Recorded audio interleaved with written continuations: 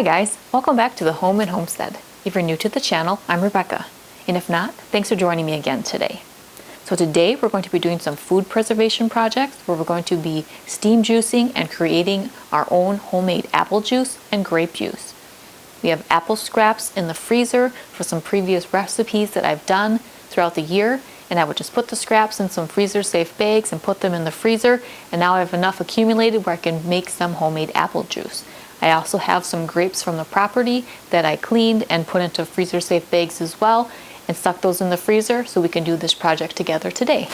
So let's head to the kitchen and set up our steam juicer so we can make some homemade apple and grape juice. So here we have our steam juicer. It's on a separate burner here, and for setting this up you want to fill up the water to this little ridge here on the bottom water reservoir pot. And then you want to bring that up to a nice rolling boil, which we're at. So now I can remove the lid. We can assemble the rest of the steam juicer. So now this is the reservoir pot where the juice will be created.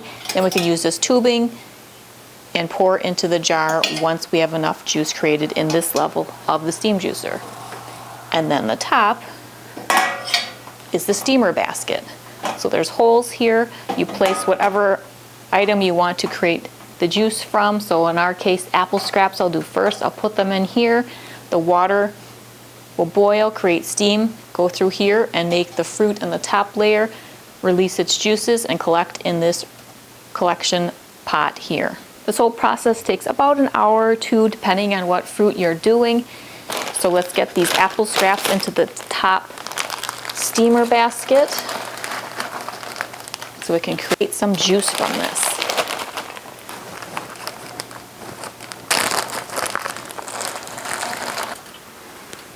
Okay, so I have my apple scraps inside of the steamer basket. If you had some older apples that you needed to get rid of or wanted to throw in here, you could do that as well. I would just recommend coring your apple first.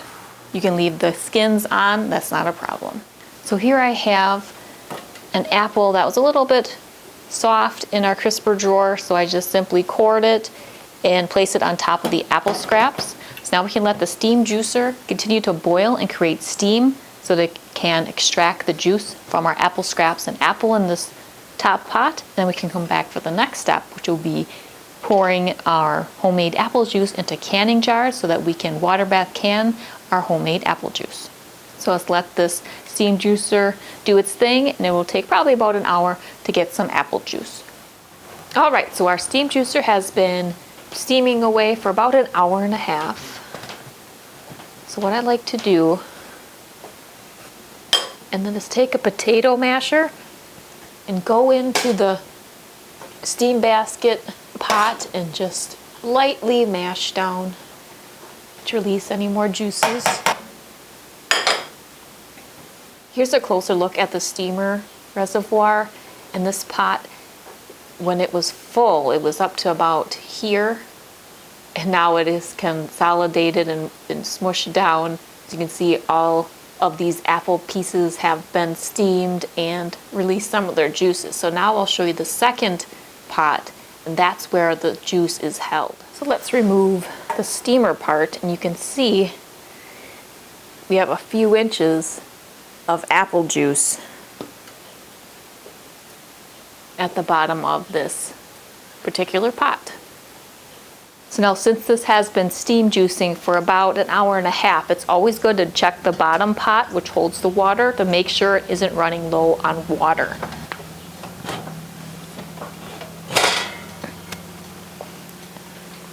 And that looks fine. There's a nice amount in there. I can certainly add some more because the top fill line is at this ridge here on top. So let me add some more water.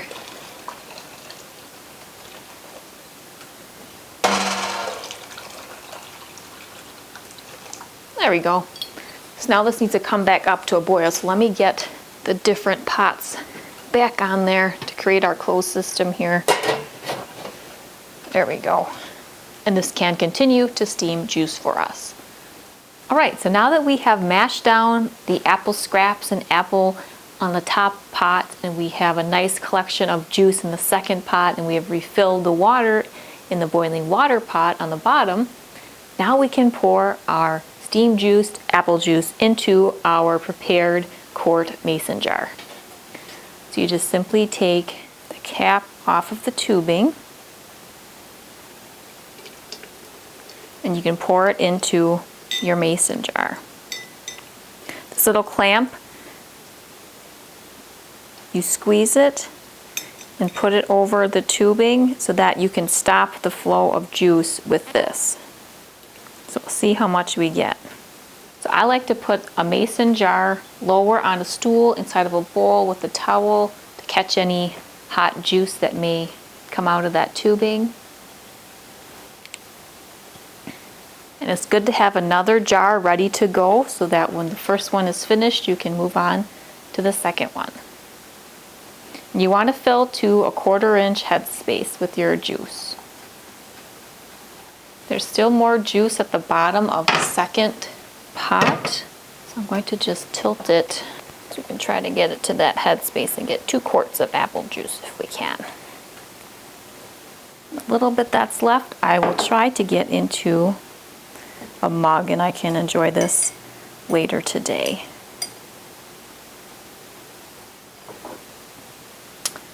There, and I have a little mug of apple juice as well.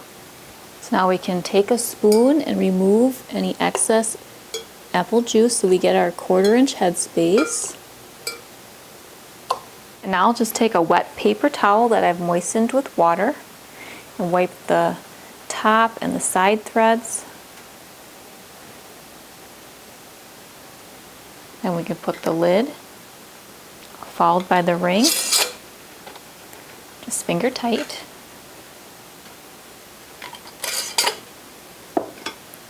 And we'll set this off to the side so that now we can start our grape juice. So now I'm just going to clean out the steamer basket and we can get our grapes into that top pot and start making some homemade grape juice. All right, so now we have some beautiful grapes we have from the property that I froze. We'll add these to the top steamer pot.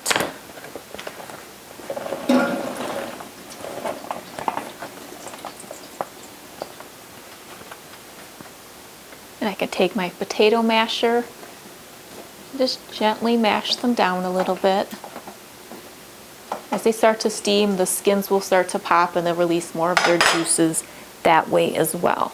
Now when I'm doing numerous batches of different juices, I like to start with a nice filler type of juice such as apple or pear and then move on to the more flavorful ones.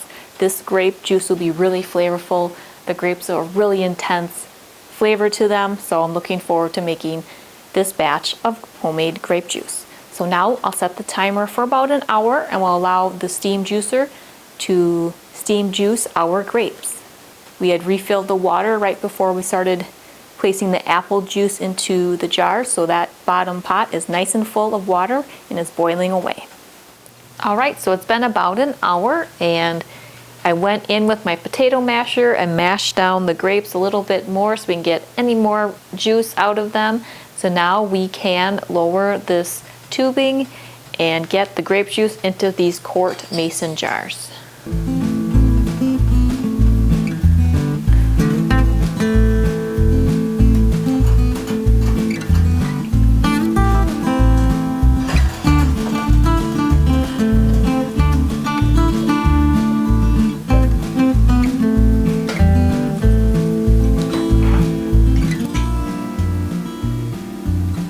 Nice deep purple color to it. It smells like Welch's grape juice to me. But this is strictly grapes that have been steam juiced with no additives or anything. I didn't add any sugar or anything. There you go. We have 1 quart of some homemade steam juiced grape juice. So I'm just going to wipe the top and the side threads. I'll get the lid, followed by the ring. Just finger tight. Now I'll set this jar aside and I'll get the steam juicer off of this burner and get our water bath canner all set up so we can can our homemade juice. All right, the water bath canner is all prepped and ready to go. So we'll remove the lid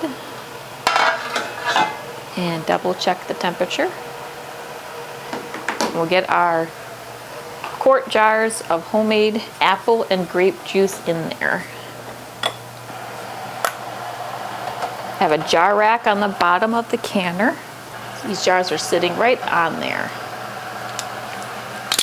There's about 1 inch of water on top of the jar, so I'll put the cover back on. And the minimum processing time for apple and grape juice is 10 minutes.